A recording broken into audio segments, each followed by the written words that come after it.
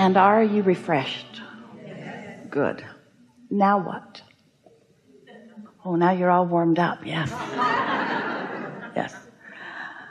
My question came just when you came out this morning. And it is, I'm wondering, is it possible that if I don't ask enough, that I can get to the other steps without the asking? Well, here's the thing. You can't stop asking. Life continues to help you to ask. But when you keep focusing on what you're asking for, you often hold yourself without meaning to in the awareness that something's missing or something that you want hasn't come yet. So ask briefly and then expect. Esther's been saying to people that she's discovered that she's a pointer. She just kind of points at what she wants, and then the universe just sort of figures out how to bring it about. And if she doesn't get too involved in how it's going to come about, then she doesn't introduce into the scenario her doubts and concerns or even past experiences. I'm wondering if it would speed it, not speed it up. No, it's not right. Whatever you just said now, like, resonated again in terms of this space of, is it possible that I'm not clear enough to ask? Can you feel how keen your awareness is that something that you want isn't happening fast enough? And so as that vibration is within you, doesn't matter what you do or what words you speak, that feeling is an indication of a vibration that's slowing things down. So distraction is a good way. Getting your mind off of it is a good way. Thinking about other things, thinking about things that do satisfy you is a good way.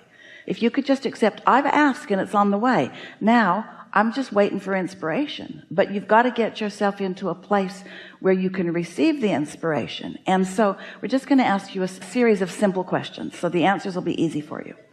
Do you think that you would be more likely to receive inspiration while you are asking again or while you are meditating? I feel when I'm meditating. Do you think that you would be more likely to get into the receiving mode where you receive an impulse to do something that would move it along? Turning thoughts to things does involve some inspired action. So do you think it would be more likely for you to receive those impulses for that inspired word or action if you are laughing and scratching and have a good time, or if you are worried and contemplating something? Laughing and just like in this moment. Yeah. The other day, Esther flew in to some city. This hot seat needs a seatbelt.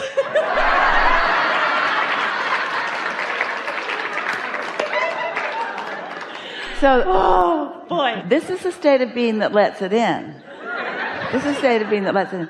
So Esther was at an airport somewhere in the last couple of weeks, somewhere every weekend nearly. She was standing at the baggage carousel, and she got off the plane in Atlanta. Atlanta was her destination. And most everybody on her plane was just passing through Atlanta. So she was aware that there would probably be not a lot of baggage on that plane that was going to be on the baggage carousel. So the carousel began, and her bag didn't come, and her bag didn't come, and her bag didn't come, and her bag didn't come. And she's standing there watching for it, and then she acknowledged, I feel worried. And worried isn't satisfied. Now, she wasn't even thinking, my worry could keep my bags from coming. That's not what she was thinking. She was thinking, my worry about something over which I have no control is keeping a lot of things from coming. I'm practicing the worrying mode, not the satisfied mode, with great justification. The thing was going around and around and around, and her bag was still not there. And she was starting to say, I've already seen you, I've already seen you, I've already seen you. So she started to play a game in her mind. She remembers, this is silly, when she was a little girl going to birthday parties, and the doggy won't bite you, and the doggy won't bite you. You ever play that game? You've got a handkerchief. The doggy won't bite you, and he won't bite you. You're going around this ring of kids sitting in chairs, but he will bite you. And then you drop the hanky at their feet, and then off you go, and they have to catch you. So Esther said to the luggage, the doggy won't bite you, and the doggy won't bite you. It was just a ridiculous distraction. And she's looking around, realizing that there was a man right behind her who had a really interesting grin on his face as he'd watched this crazy girl, but she was not worried anymore.